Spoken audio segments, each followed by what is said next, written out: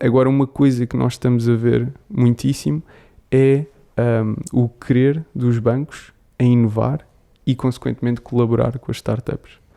E até vamos falar disso a seguir, né, da Portugal Fintech, em que nós vemos que na rede e em Portugal cerca de 80% das startups são B2B, ou seja, vendem a outros negócios e, portanto, estão na base da colaboração, da inovação que vem com esses poderem ser aqueles barquinhos, né? Poderem ser os barquinhos. Mas sabes, na ótica da startup, da leitura que eu vejo, há duas formas de olhar para essa analogia que tu fizeste que eu acho que é muito interessante, que é, eventualmente estes barquinhos começam a crescer.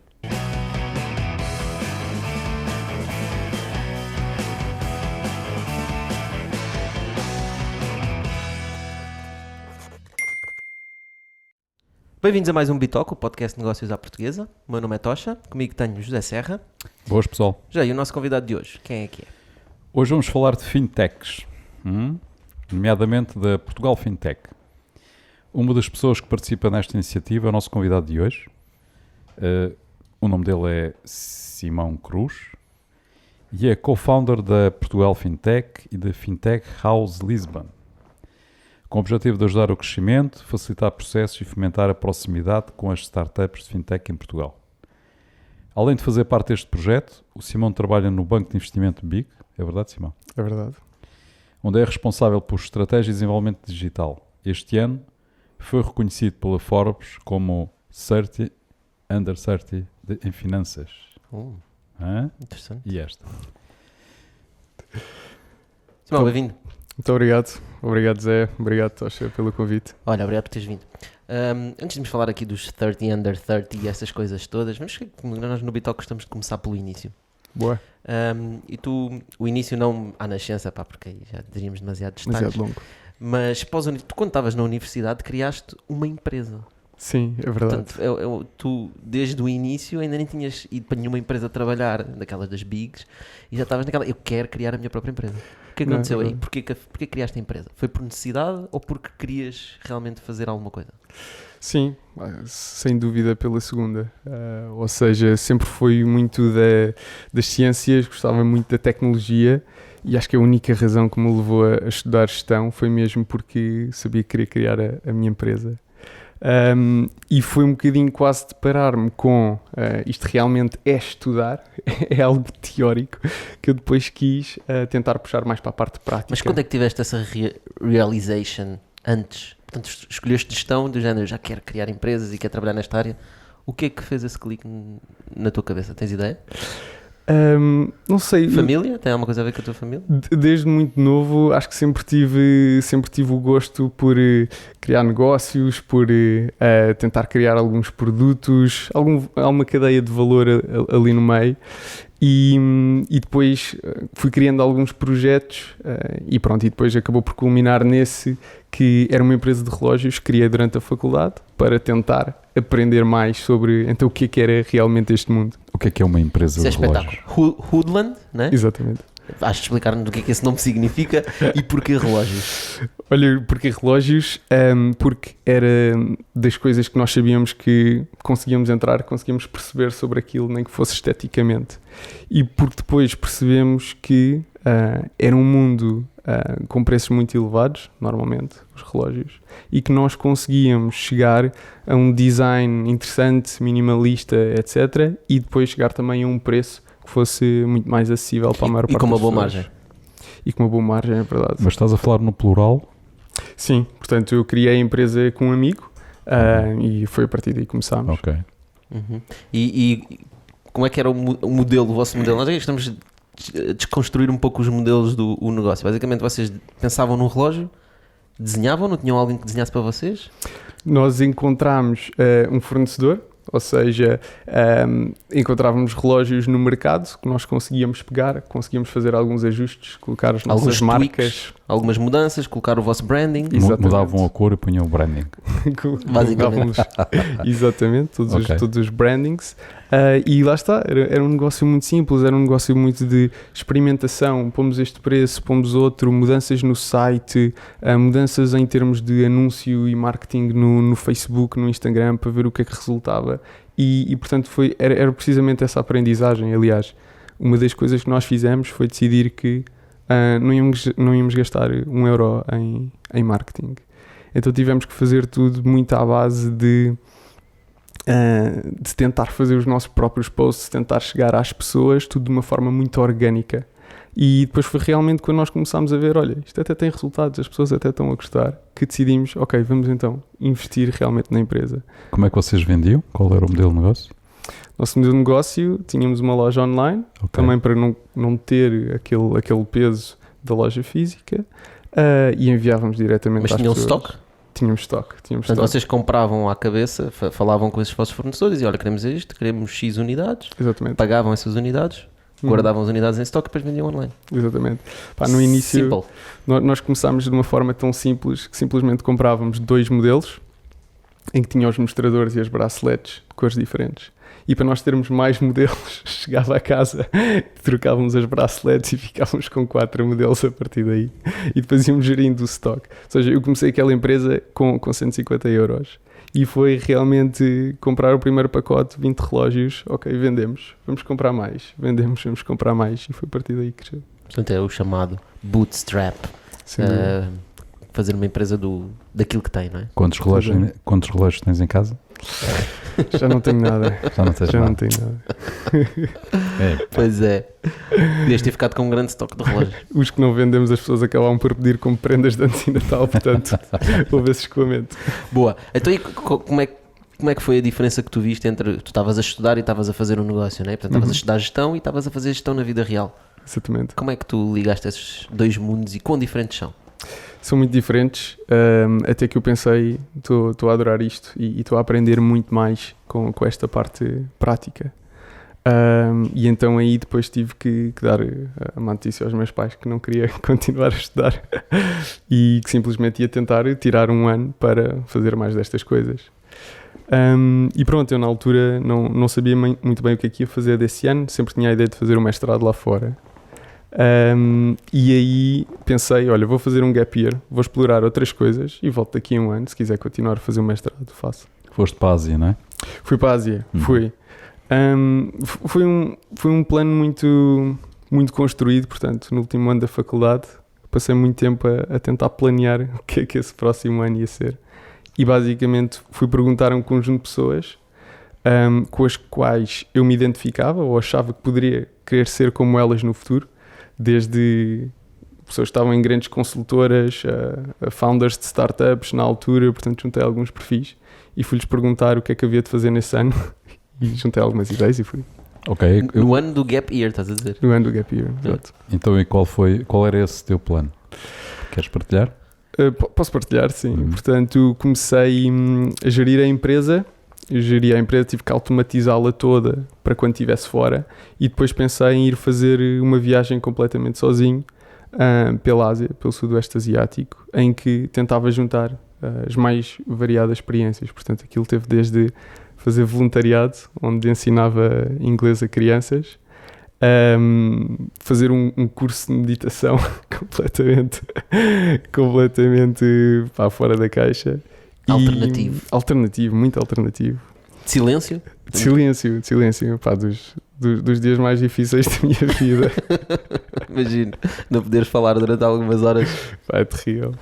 Até que depois saí da meditação, fui treinar Muay Thai, que é o boxe tailandês, nas montanhas. E depois, claro, também teve bastantes viagens.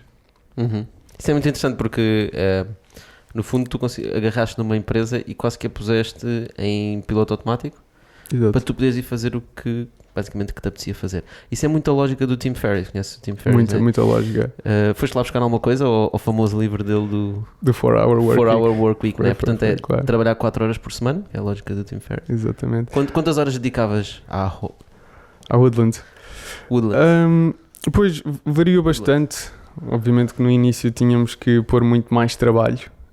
E depois quando estava na Ásia já era uma questão de tinha cá o stock, metia mais 20 euros no Facebook para vender mais, metia mais 100 euros, metia mais 200 euros, reduzia, etc. Quase que geria o stock a partir do marketing que queria fazer.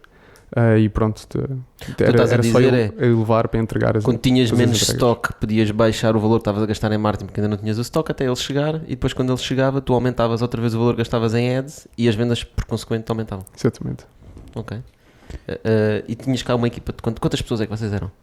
É só acho que é super interessante, é um negócio basicamente lifestyle, não é? Era eu e o meu amigo, basicamente. Espetáculo. Esse negócio acabou? Acabou quando eu, depois desse gap year, recebi um convite para ir fazer um estágio no Banco de Investimento Global, no BIG, e a partir daí fiquei bastante focado em toda esta parte de estratégia, de fintech, de inovação, e pensei que estava ali a aprender muito mais e que já não conseguia lidar com as duas coisas, portanto deixei a marca de relógios para trás. Sentiste uma grande diferença de mudares para um negócio de lifestyle que te permitia viajar pela Ásia e ires trabalhar para o Big? Sim, foi bastante diferente. Ainda que o Big me permitisse aprender imenso e era esse o meu foco naquele momento. Sim, tu também não podes dizer o contrário porque ainda lá estás, não é? Temos que gravar isto novamente depois, daqui a um ano e todo, ou 3 ou 4, ou seja quanto for. Ainda vai-se. Ok, então, mas é mais que verdade. Mas como é que um homem apaixonado por tecnologia aceita trabalhar num banco? É verdade, e aí confesso que eu nunca pensei em trabalhar num banco.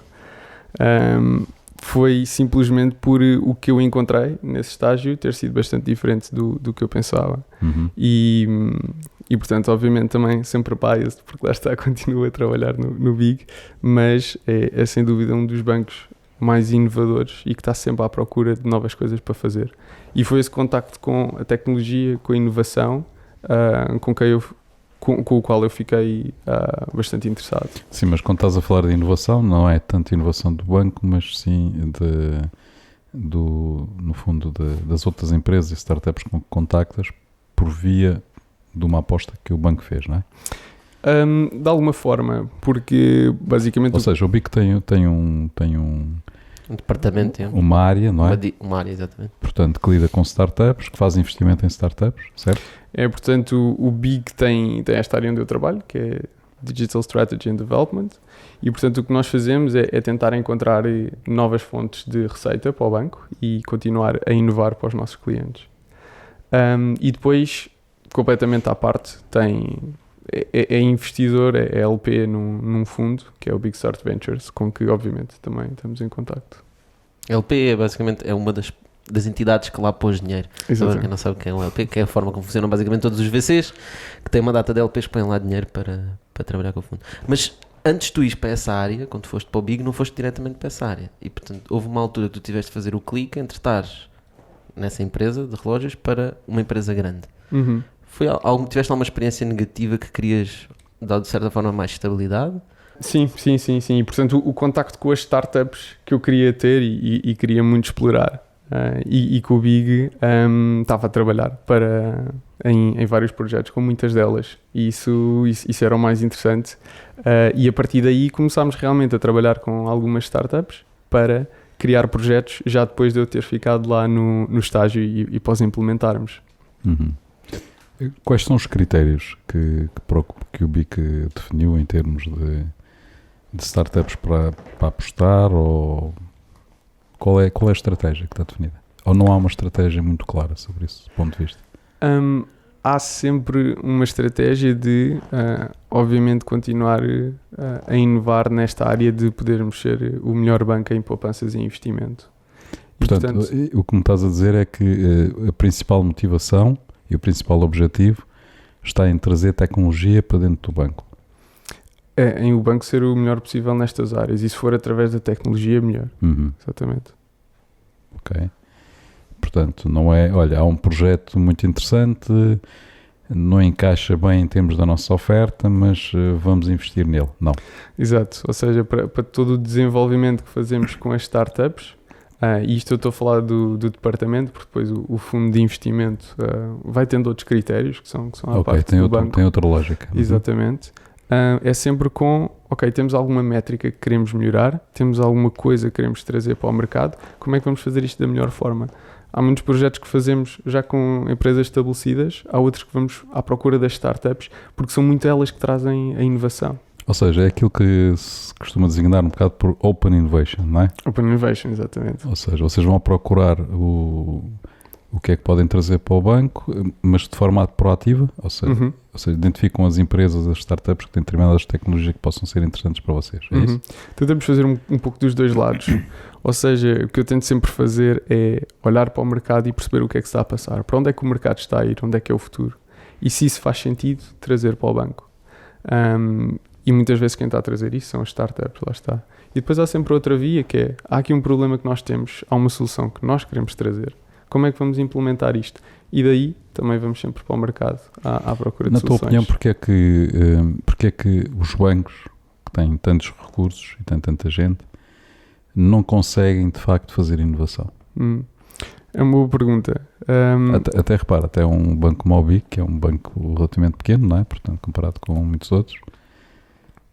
Eu costumo dizer que os grandes bancos, ou como às vezes se chama, os incumbentes, é quase como se fossem um grande cruzeiro. Eles são uma grande máquina e têm todas estas coisas lá dentro, têm todo este tamanho, têm todo este glamour, todos os clientes. Isso é uma máquina que é construída para andar muito bem em frente e andar muito bem naquela direção. E depois temos todos aqueles barquinhos pequenos que são as startups e andam ali à volta e exploram e vão àquela ilha e vão visitar outro país e vão procurar outras oportunidades do que é que eles podem fazer. E conseguem mudar de direção muito mais rapidamente e conseguem experimentar novas coisas. Portanto, é por esta máquina que está tão oleada em cada uma das suas funções para conseguir fazer o barco todo andar. De certa forma, tem mais dificuldade em explorar outras áreas e a ir a outros sítios. Agora, uma coisa que nós estamos a ver muitíssimo é o querer dos bancos em inovar e, consequentemente, colaborar com as startups. E até vamos falar disso a seguir, né, da Portugal Fintech, em que nós vemos que na rede e em Portugal, cerca de 80% das startups são B2B, ou seja, vendem a outros negócios. E, portanto, estão na base da colaboração, da inovação que vem com esses poderem ser aqueles barquinhos, né? Poderem ser os barquinhos.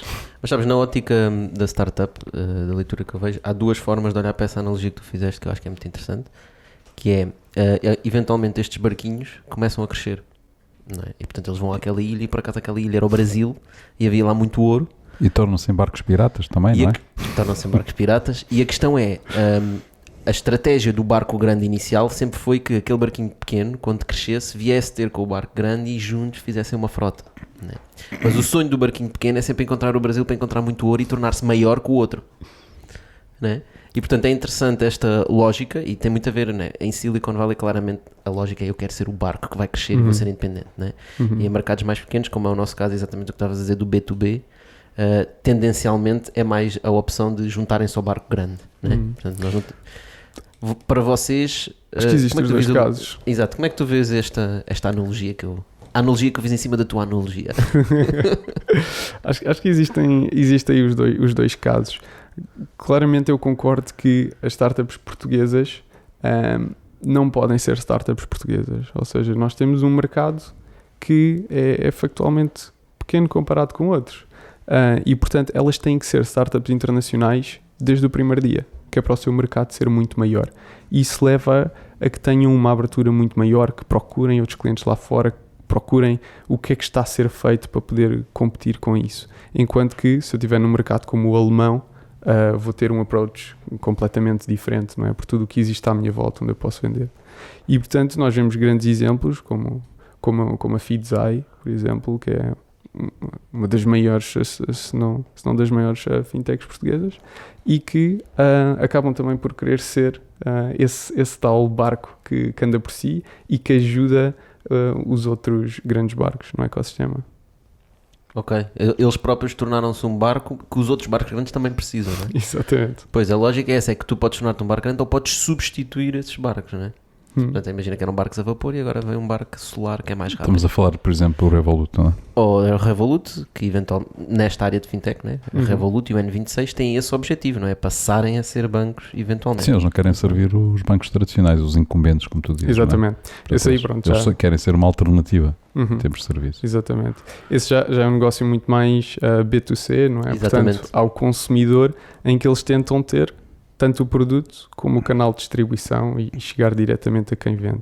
Uma coisa interessante que nós vemos aí, e acho que contribui para a analogia de tocha, é quando nós olhamos para o mercado, uma das coisas que eu vejo é que parece que nós temos cada vez maiores produtores e ao mesmo tempo menos produtores e cada vez mais distribuidores e que acabam também por ser mais pequenos. Ou seja, na indústria financeira a Revolut não começou por dar todos os serviços. O Revolut trabalhava com bancos ou trabalhava com um banco, pronto, podia ser o Lloyds ou há muitos outros que lhes davam a infraestrutura para eles depois criar uma layer que mostravam ao cliente. Ou seja, eram a ligação do cliente, mas não eram a infraestrutura por si só. Exatamente.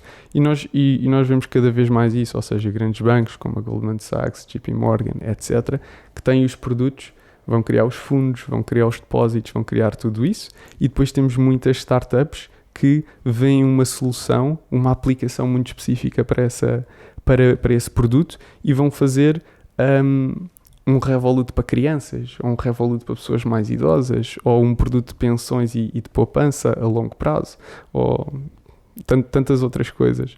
E portanto isso é realmente uma trend que nós vemos e que lá está, aí o B2B dos barcos maiores parece que ser mais um modelo de one takes all e fica a dar o serviço aos outros. Em termos de ecossistema de startups, isso que estás a falar é excelente, porque significa que podem aparecer muitas pequenas empresas a aproveitar-se de nichos alavancadas na infraestrutura que são o que as empresas grandes dão. É mesmo isso. E criar condições para que esses produtos, para que tanto regulatórias como tecnológicas, como a nível financeiro, estejam mais disponíveis para mais startups conseguirem chegar e dar esses serviços, criarem soluções com base nisso. Mas nesse caso, o que tu estás a dizer significaria que as grandes empresas, ou seja, os grandes bancos, aqueles que tu disseste, chamaste como incumbentes, não é? Têm que alterar completamente o seu modelo de negócio. Tem que alterar bastante, Exato. exatamente. É? Porque eles vão deixar de ter o monopólio da relação com o cliente, aliás, vão perdendo aos poucos já, de facto, e passam a ser mais como um prestador de serviços a terceiros. De infraestrutura. Não é? Sabendo que... Infraestrutura, oferta, etc. Não é? Sabendo que eu acho que esses bancos nunca vão deixar de existir. Esses bancos neste momento têm o capital necessário, o investimento necessário, têm toda a experiência, têm todos os modelos em produção, todas as equipas e têm o canal com o cliente, têm muitos clientes. Sim, mas tem um problema grave que tem uma estrutura muito pesada e a forma que tem de resolver isso é aumentar as taxas e as taxinhas e as comissões aos clientes. Portanto, então vão criando, diremos assim, uma relação com o cliente que não é muito saudável e que aos poucos vai levar a que o cliente procure outras alternativas que não lhe cobre, que lhe fiquem mais barato em termos de acesso a produtos financeiros. Certo? Por vezes. Ou seja, nesse ponto acho que estamos num mercado aberto, os chamados os free markets, e é isso que é espetacular por as empresas poderem competir, e essa competição só vai levar a que cada vez sejam oferecidas melhores condições ao cliente final. O cliente final é que vai ganhar sempre. O cliente final ganha de haverem investidores a colocar imenso dinheiro na Revolut, que permite oferecer produtos a preços mais baixos, que permite criar as Robinhood, ou seja, que nos permite comprar ações e outros produtos financeiros sem taxas, e depois nós vemos os grandes a seguir. A TD Ameritrade, a Schwab, etc., que são gigantes na América e que tiveram que cortar completamente com as taxas porque havia uma startup a fazê-lo. E isso, eu acho que isso é qualquer coisa de espetacular para os clientes e para o mercado como um todo. Portanto, estás a dizer, a própria startup ganhou tal dimensão que obrigou os incumbentes que estavam há anos a ir para trás nas taxas. Exatamente. Ok, então temos de fazer o Revolut e N26 crescer aqui em Portugal. Sim, na prática estamos a falar de um modelo tradicional de disrupção, não é? Uhum, ou seja, tens empresas que têm um negócio tradicional que conseguem impor o preço que querem, não é? Até que aparece alguém que vem fazer a disrupção, que é pequenino, e que vende mais barato, não é? O grande não se incomoda porque o outro tem uma penetração de mercado muito baixa E quando este acaba por crescer e começa a ser uma ameaça real ao negócio do incumbente, aí sim ele reage, não é? Ele próprio baixa preço e, portanto, tenta manter e segurar os clientes que tem, não é? É isso. Sim, exatamente. E isso hoje em dia é muito feito através da tecnologia, das novas tecnologias que vão aparecendo, que permitem nós reduzirmos esses custos. Ou seja, tem que haver uma própria mudança no negócio, na forma como as coisas são feitas, para podermos chegar a esses preços e competir com esses preços. E hoje em dia há bancos, ainda não tanto no nosso mercado, mas na China, que conseguem olhar para a regulação e encontrar formas, através da tecnologia, de fazer toda a gestão de uma conta por 50 cêntimos, o que cá é completamente impossível. E, portanto, outra grande trend que nós estamos a ver são realmente empresas financeiras que utilizam tecnologia para prestar melhores serviços. E do outro lado, hoje em dia, começarem a aparecer empresas que são completamente tecnológicas e que acabam por vender serviços financeiros.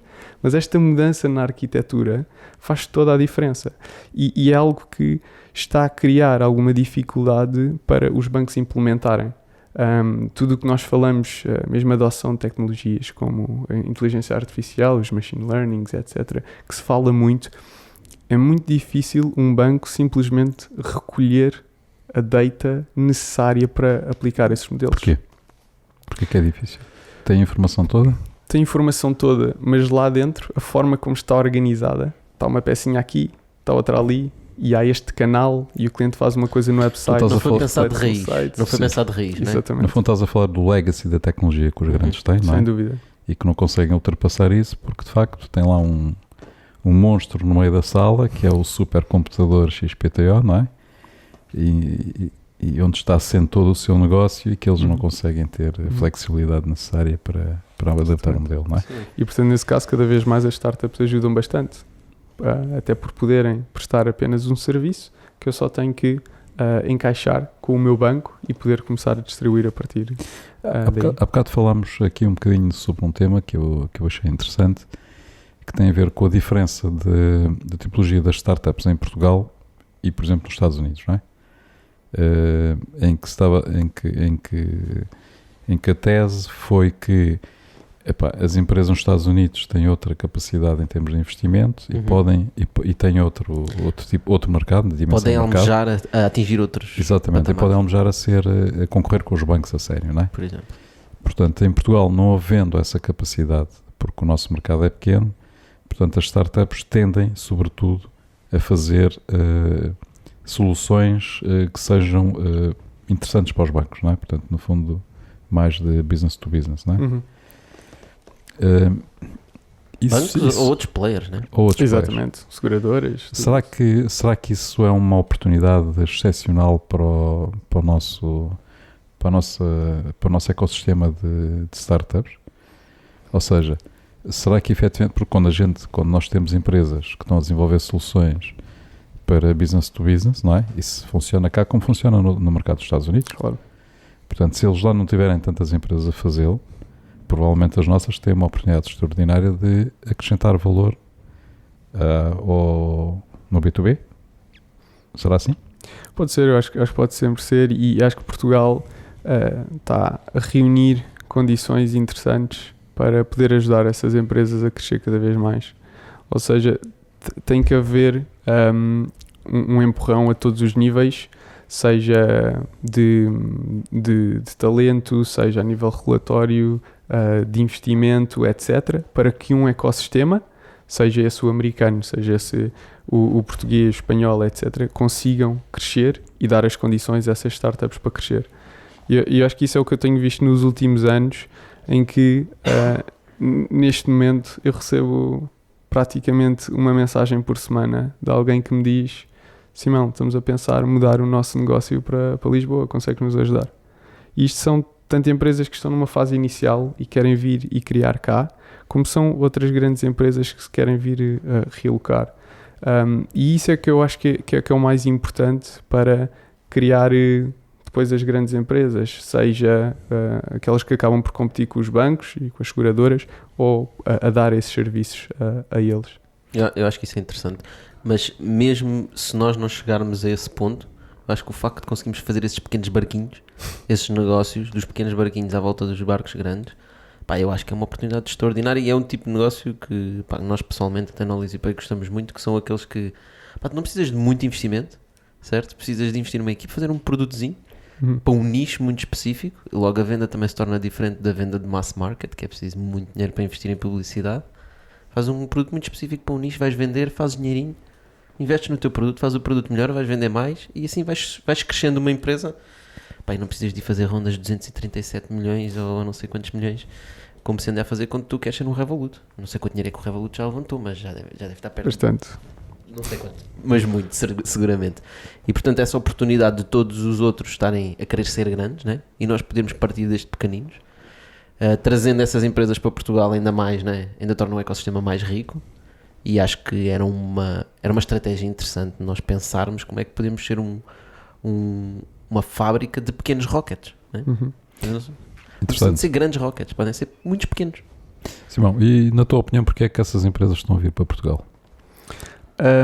Temos tido condições. Ou eles dizem que sim, dizem que têm esse interesse, mas depois acabam por não vir. Não, vemos muitas a vir. E há várias condições aqui que têm vindo a ser criadas. Uma delas, nós vemos cada vez melhor talento a vir para cá. E isso é importante para as empresas. Há muito talento que também aparece das faculdades e estas têm sido várias vezes reconhecidas nos rankings, tanto nível financeiro como tecnológico, as faculdades portuguesas. E depois temos tido também uma aposta grande na tecnologia e na inovação, grandes eventos como o Web Summit, etc., que vêm para cá, e vemos mesmo as grandes empresas, por exemplo, a Techstars também acabou por vir para cá como um acelerador, e que não existia, por exemplo, em Barcelona ou em outros hubs. Também mostra a Cloudflare veio para cá, né? Já há um tempinho. Cloudflare veio para cá, é verdade. São empresas muito grandes, outra. Né? E portanto é nós conseguirmos ter esta infraestrutura. Então estás a dizer que é pelo talento, sobretudo? Pelo talento, e depois claro que também ajuda a nós termos uma boa qualidade de vida. Eu acho que ajuda muito. Os preços algo mais baixos do que o resto da Europa. Eu acho que isso ajuda muito. Ajuda bastante. Estás a falar de preços de mão de obra ou estás a falar de preços de qualidade de vida? Exatamente. Sim, para além de termos o sol, a praia e uma comida extraordinária, coisa que eles lá não encontram em lado nenhum. Não, mas é que repara, se tu quiseres contratar talento, né, e estas grandes empresas também estão a lutar por talento, e tu vais dizer a uma pessoa e dizer, olha, tu vais viver para a Irlanda, onde te vou pagar uma pipa de massa, mas não tens sol 2 vezes por ano, né? Ou vais viver para Portugal, se calhar até te pago um bocadinho menos, mas é sexy porque vais estar ao pé da praia. E até eles próprios para chamar esse talento é interessante. E se nós conseguíssemos fazer isso e eles trouxessem mais talento para Portugal, depois esse talento fica em Portugal, não é? E também vai empreender. E vai empreender e vai criar novas coisas. Ou vai para outras empresas também espalhar talento. Agora temos que espalhar esse pessoal pelo país todo. Não pode ficar só concentrado em Lisboa e Porto. Certo. Ainda mais agora com a pandemia, não pode haver concentrações. Temos que criar um país uniformemente habitado. Isso era extraordinário. Sem dúvida. Muito bem. Então, e deste fintech todo, depois surge um Portugal Fintech, não é? Exatamente, Portugal Fintech. Porquê Portugal Fintech? Quem é que vocês juntaram-se por alguma razão? O que é que aconteceu? Conta-me lá essa história. Ou seja, a Portugal Fintech acaba por seguir um bocadinho nesse seguimento do Big, em que ao trabalhar com as startups realmente se reconhece o quão difícil era na altura, e também agora, mas especialmente na altura, criar uma fintech em Portugal. Então a Portugal Fintech surge como uma associação sem fins lucrativos, simplesmente, totalmente focada para ajudar as startups a crescer. E tem sido esse o trabalho dos últimos anos, de as ajudar tanto a chegar ao talento, como falávamos, na relação com os tais incumbentes, ou seja, muitas vezes os parceiros ou os clientes destas startups, e depois acesso a capital e a investidores, e também um bocadinho a navegar aquela parte regulatória que tem vindo a ter um peso bastante grande na indústria financeira. Pois, porque isto foi em 2017, né? Na altura, se calhar, quando se falava de fintechs, as pessoas em geral pensavam, vais criar um banco, né? Portanto, a lógica de fintech, qual é a dificuldade entre criar uma fintech e criar uma empresa, um SaaS, para vender um software qualquer para uma empresa? Pode ser completamente diferente. Mas é muito para a parte regulatória, a dificuldade de entrar no processo. Quais são as maiores dificuldades que vocês veem que os empreendedores enfrentam? A parte regulatória tem tido um peso bastante importante, ou seja, e um esforço que nós também temos feito e tentado fazer é unificar o que é este mercado, não só a nível português, como a nível europeu. Porque hoje em dia Portugal e Espanha, apesar de serem parecidos em muitas coisas, acabam por ser diferentes a nível regulatório. Ainda existe muito o que se chama a arbitragem regulatória, não é? Ou seja, se eu quiser ir para outros países, consigo obter licenças para operar de forma mais fácil. E nós queremos realmente criar um mercado que seja muito mais unificado e que permita a estas startups entrar nesses mercados de forma facilitada. Ou seja, se nós quisermos criar um Alipay, como existe na China ou como existe alguns gigantes no mercado asiático, é praticamente impossível no mercado europeu hoje em dia. E quando falamos nesses agentes, falamos nas Visas, nas Mastercards, que têm alguma facilidade em entrar, partem da América e depois chegam cá e conseguem competir mais facilmente contra nós. Portanto, a parte regulatória tem tido um peso e também foi um grande projeto que nós fizemos, que foi o Portugal FinLab, com todos os reguladores financeiros, para realmente dar essas respostas e dar essa aproximação às startups. Então explica lá o que é o Portugal FinLab. O Portugal FinLab foi a criação de um canal facilitado com os reguladores financeiros. Ou seja, Banco de Portugal, a CMVM, a ASF, que num programa de 3 meses as empresas conseguiam chegar com desafios, a mostrar as propostas que tinham e recebem uma resposta de como é que devem operar para pôr esse produto no mercado. Portanto, é no fundo trabalhar com os que estão no mercado, né? Para tentar encontrar soluções. Porque estavas a dizer há pouco o Alibaba, fazer um Alibaba na Europa, o problema é que nem o Alibaba consegue vir para a Europa, porque quando chega cá e olha para as leis todas europeias, né? Aquilo que tu estás a dizer, se bem percebi, é o seguinte: como o contexto regulatório é muito complexo, não é? O que as empresas podem fazer, as que fazem, as startups, dirigem-se a essa entidade, se é que é uma entidade, não é? É uma entidade? É um projeto, acaba por ser um canal privilegiado com os reguladores. Então, dirigem-se a esse canal. Está onde? Está no Fintech House? Não. Okay. Neste momento nem tem um espaço. Okay. Deve ter um físico. e-mail. Dirigem-se online. Tem um e-mail, não é? É digital, é tecnológico. Pronto, ok, tem um e-mail. Então dirigem-se diremos a essas entidades, que é quem conhece bem toda a regulação, e essa entidade responde: olha, para essa ideia funcionar tem que ser assim assim, ou diz, essa ideia não funciona por isto assim assim. Sim. Qual é a resposta? Como é que funciona ou diz logo que não funciona? Para operar temos que ter cuidado com estas regras. Portanto, há ali um conjunto de guidelines sobre o que é que as empresas têm que cumprir para poder operar. Sim, sem dúvida, se é assim e se for fair o suficiente, ou seja, se eles não estiverem a complicar demasiado, não é? Não, acelera muito, sem dúvida. Se não for assim, acelera imenso, não é? Porque muito, exatamente. Há muita asneira que deixa de ser feita, não é? Isso tem sido um esforço ótimo dos reguladores e ver a aproximação deles ao mercado e a tentar dar esse apoio. Já existe algo semelhante, por exemplo, em Inglaterra? Existe a sandbox da FCA, portanto o regulador deles, e quem sabe acho que nos próximos tempos também podemos passar para um modelo mais próximo deles, com uma sandbox. Porque UK diremos assim, é a capital das fintech, não é? A Meca. É um dos hubs. Está na Europa. Eu gosto de dizer que Portugal é outro. Ok, mas vamos agora ser um bocadinho mais modestos e olhar para as coisas com realidade. É de facto o grande hub de fintech no mundo, ou não? UK? Sim. Há vários hubs. Portanto, Nova Iorque também é bastante grande. Nova Iorque é bastante grande porque tem lá das maiores empresas, dos maiores bancos, etc. Portanto, tem um ecossistema também muito forte. E na Alemanha, França? No... Sim, Paris é outro e Berlim também são interessantes. Berlim, claramente. Como é que nós conseguimos competir com Nova Iorque, Londres, Berlim e Paris?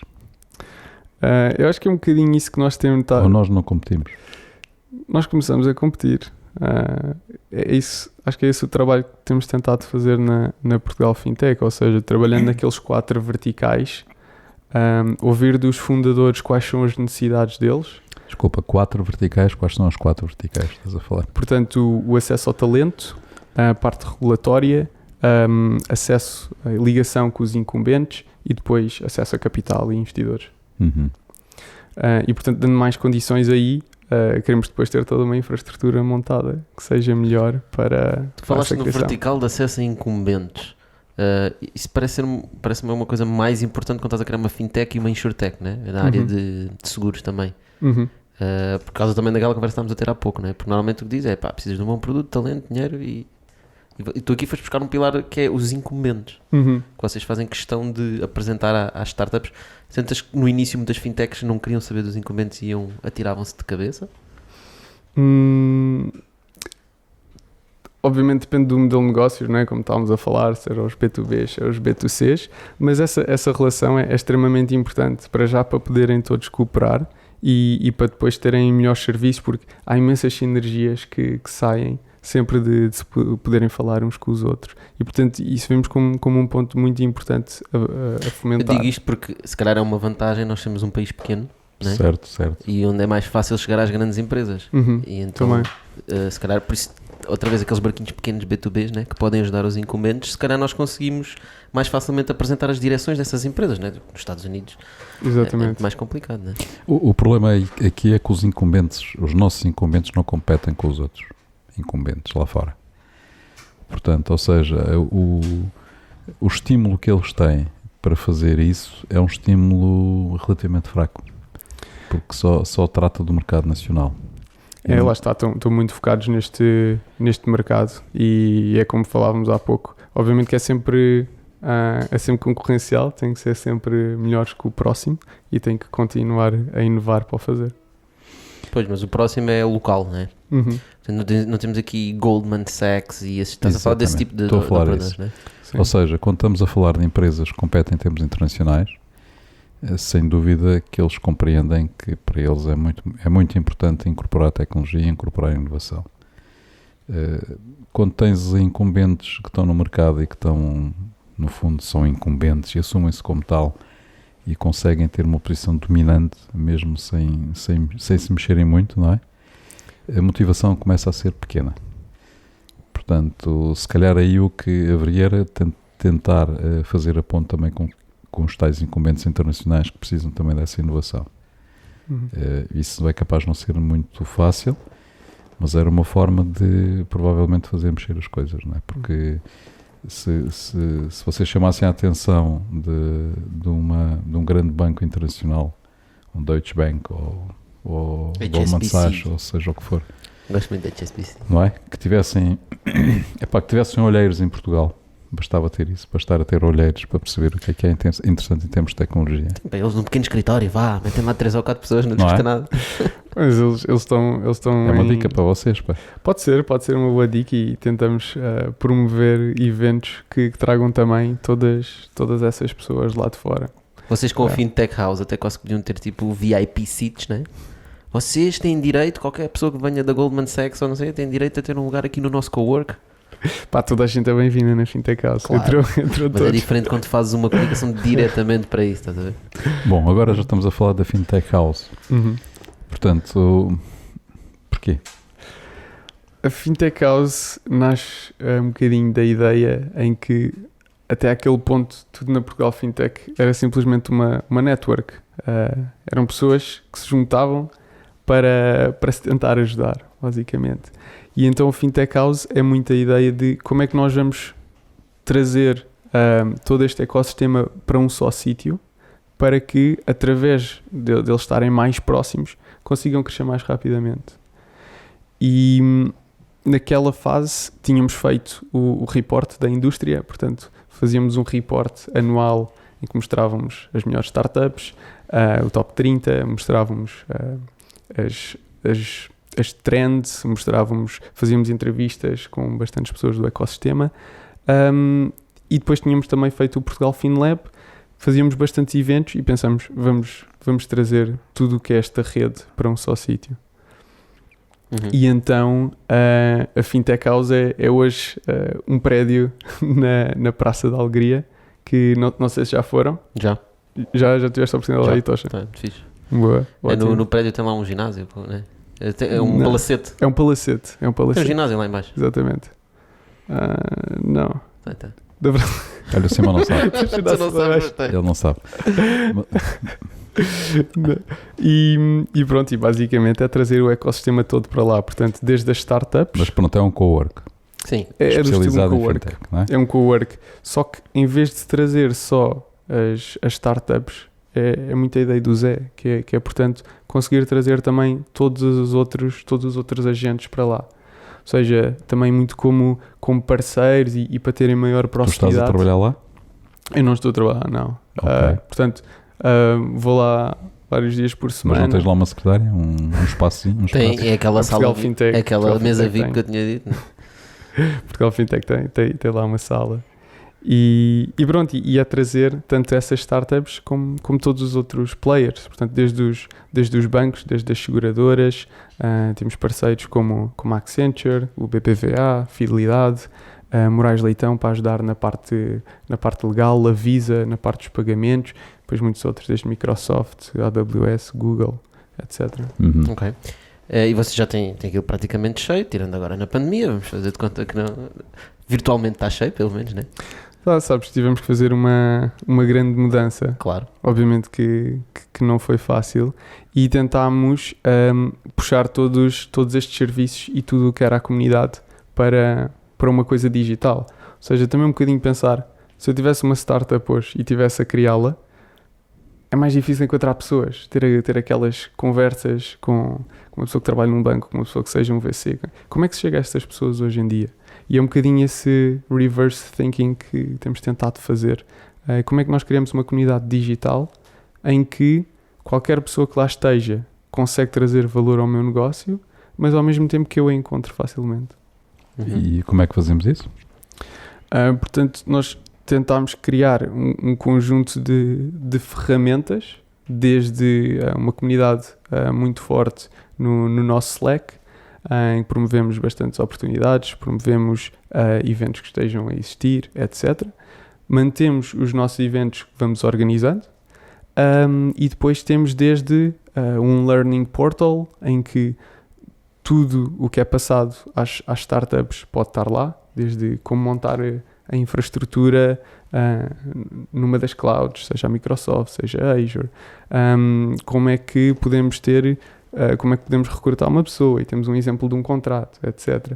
Até depois um portal de recrutamento para pormos lá vagas. Portanto, fomos trabalhando num conjunto de verticais para tentar manter todas essas ferramentas. Né? A comunidade a funcionar. Exato. Olha, eu queria saltar para um tema mais futurístico sobre para onde é que isto está aí. Epá, porque, como tu estavas a dizer, as pessoas agora na pandemia falam com menos gente e estão a ouvir aqui o nosso podcast e estão a pensar exatamente nisso, de inspiração para fintechs. De que é feito a maior parte das fintechs em Portugal hoje em dia? De que é feito? Em que área é que trabalham? Ou seja, estás a perceber, que tipo de modelos de negócio é que procuram? Que tipo de negócios é que estão a criar? Vemos que há uma dispersão nas várias áreas. Por exemplo, até agora no nosso report que lançámos há 2 semanas, tentamos sempre olhar um bocadinho para essas estatísticas, ou seja, daquelas que estão a agir. E vê-se bastante dispersão, portanto, desde as áreas dos pagamentos, vemos também muito em blockchain a aparecer, a parte dos seguros, em insurtech, portanto há um bocadinho tudo. Quando falas blockchain, está a falar criptos? Criptos e blockchain, portanto, pensava que já tinha passado assim, esse hype das criptomoedas, né? Porque houve uma altura que toda a gente falava disso. E obviamente não podes falar de fintech sem falar de criptomoedas, né? Muita gente a trabalhar nessa área com o blockchain. Mas tinha a ideia que tinha acalmado um bocadinho, mas ainda agora senti que ultimamente tem começado a aparecer mais coisas novamente. Sim. Também sentiste isso? Sim. Houve uma baixa e agora uma subida nova?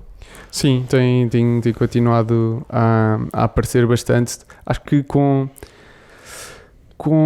use cases diferentes dos que existiam inicialmente e que agora, depois da tecnologia também ter ficado mais madura, etc., já conseguimos fazer mais coisas.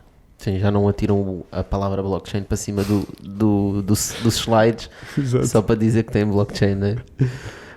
Muito bem. E as insurtechs que tu falaste muito em insurtechs e pagamentos, né? Portanto, pagamentos, percebe-se, existem várias plataformas e também o nosso próprio ecossistema está-se a abrir um pouco para isso. Mas nas insurtechs é o quê? Essencialmente B2Bs? Sim, em insurtechs temos muito B2B, portanto startups que aparecem para trabalhar na área dos seguros, sejam eles, podem ser os seguros de vida, podem ser seguros para coisas temporárias, para o seguro de trabalho, etc. E que através da tecnologia conseguem entregar isso, portanto temos várias startups a trabalhar nessa área, desde a Lovis, Coverflex, etc. Então, que trends é que há aqui agora? Dá-nos lá aí alguns segredos da área. Que trends é que nós temos aqui no Fintech, o pessoal que tu sentes que se está a trabalhar muito? Tu falas muito, tu dizes que gostas muito de empresas grandes que procuram serviços de startups, né? Que é uma área interessante para criar fintechs. É o que estávamos a falar há pouco. É a colaboração, sem dúvida. É a maior trend que nós vemos na indústria. Neste momento até temos, pela nossa ligação à indústria, vários bancos, várias seguradoras, vários agentes no mercado que vêm ter connosco e nos perguntam, olha, disto tudo que vocês estão a ver, como é que nós devemos tentar resolver uma determinada situação? E vemos muito esse approach e a procura das startups no ecossistema que podem resolver isso. E é normalmente essas empresas identificam um problema ou identificam uma solução, né? Que é bastante diferente. É totalmente diferente. Identificam, pode acontecer das duas formas. Neste momento, o que eu vejo muito é, ainda se pensa em eu vou trabalhar com uma startup, eu vou fazer inovação e vou trabalhar com uma startup. E temos que nos aproximar mais de, ok, realmente qual é o problema que nós queremos resolver, o que é que o nosso cliente quer, e depois vamos tentar encontrar essa solução e desenvolver. Ou seja, e muitas vezes isso vem não só de trabalhar com uma, mas podemos juntar 2 ou 3 startups e criar uma solução completamente única no mercado, que não faz sentido nenhum para outro banco, mas que faz sentido para mim. E portanto é essa aproximação que nós ainda estamos a ver e que começa a desenrolar. E vocês não têm pessoas que vão ter convosco e dizem, eu se quisesse criar uma fintech agora, provavelmente ia ter convosco e dizer, olha, vocês têm uma lista de problemas que os bancos e as seguradoras têm, eu gostava de olhar para essa lista a ver se me inspira a fazer alguma coisa que possa ser útil. Já pensaram nessa abordagem ou tem alguma coisa desse tipo? Já. Ou seja, essa também é muito a ideia de existirem aqueles parceiros na Fintech House.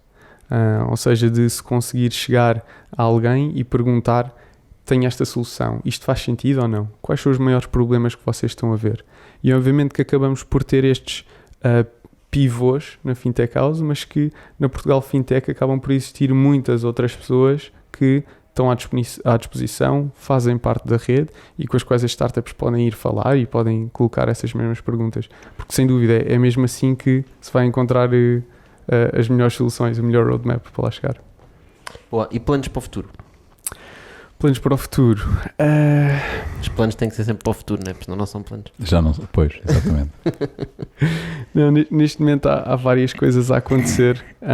Diria que planos para o futuro, portanto, na Portugal Fintech é continuar a desenvolver este ecossistema como um todo. Já tivemos o anúncio também neste último report que podemos caminhar para uma sandbox no futuro, e isso a nível regulatório é bastante interessante.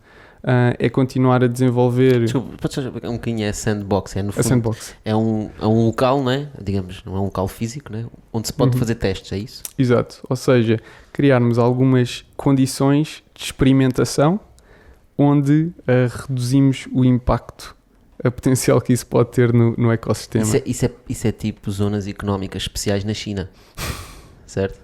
Que deu origem a Shenzhen e todas essas grandes potências. No fundo eram o que eles faziam, eram testes em cidades. Espero que possa dar também um crescimento desse estilo. Um crescimento semelhante. Exato. Boa, chupa, continua. Para além da sandbox, então? Sandbox. Continuar a desenvolver o ecossistema como um todo, portanto continuamos a fazer o report, como eu estava a dizer, lançámos há umas semanas e queremos continuar a fazer porque dá muita visibilidade ao ecossistema. Com que periodicidade é que sai? É isso que eu ia perguntar, se não querem fazer mais periódico. Sai anualmente. Hoje em dia isso já não faz sentido. Tu quase devias ter um reporte online permanente. Poderia ser. Isso era uma boa ideia, Zé. Epá, ter um report uma vez por ano no mundo de startups e de inovação, isso é killer. Depende. Há muitos VCs que investem quando se investe por calls. Funciona na mesma lógica. Eu concordo contigo, mas a verdade é que a maior parte dos VCs fazem por calls e também me parece não muito lógico, né? Atenção, nós agora queremos empresas, toda a gente pode ter ideias. As empresas são flexíveis, né? Tudo muda muito rápido.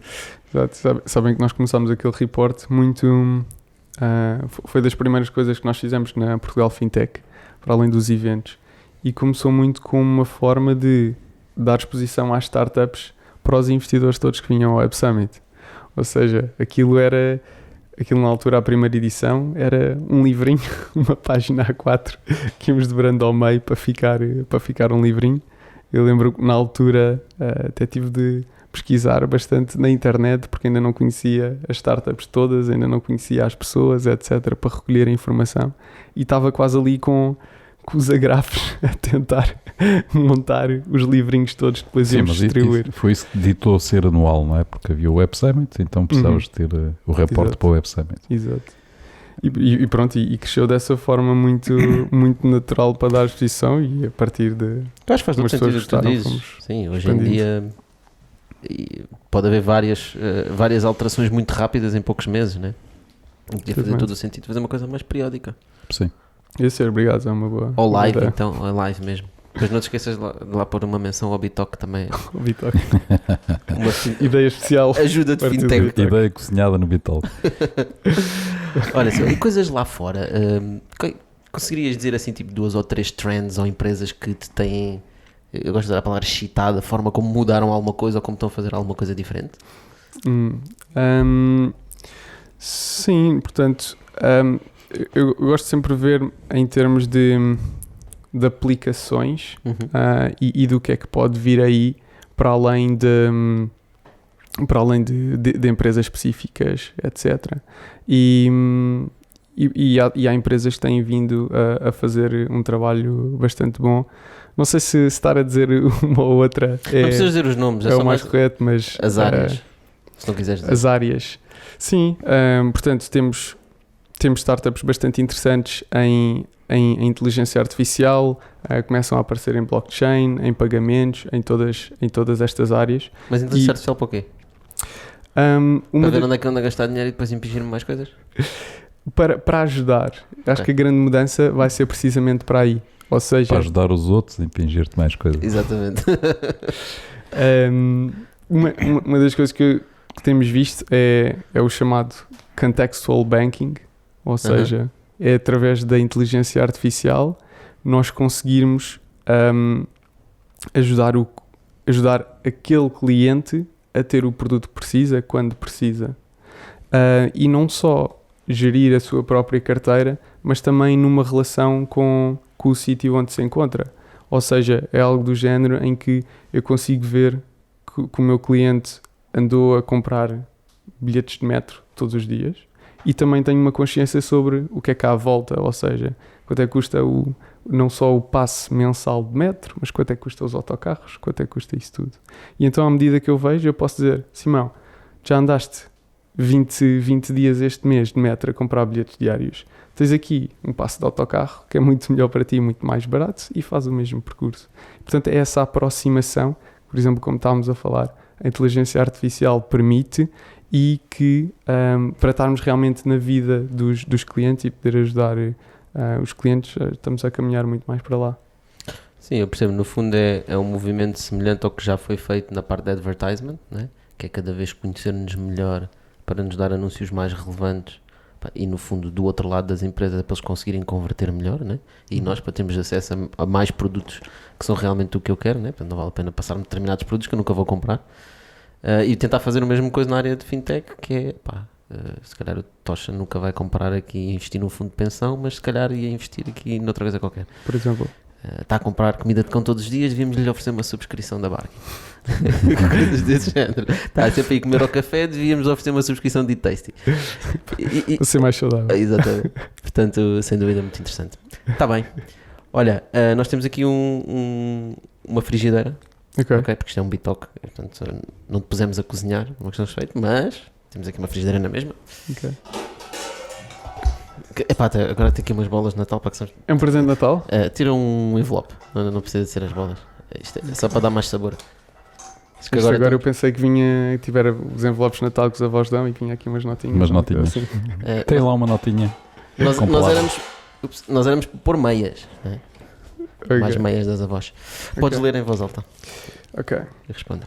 Então, de que forma é que as startups fintech portuguesas estão a redesenhar a área de serviços financeiros? Ok. É uma pergunta complexa. É complexa. Sabes porque nós queremos fazer perguntas para tu poderes responder aquilo que queres. Ok. De que forma é que estão? Portanto, de um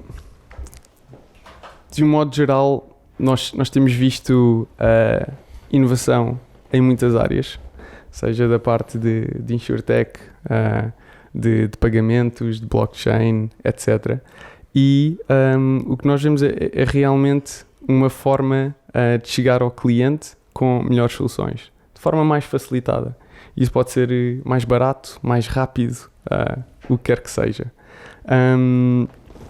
E isto da área financeira acaba por acontecer em muitos setores.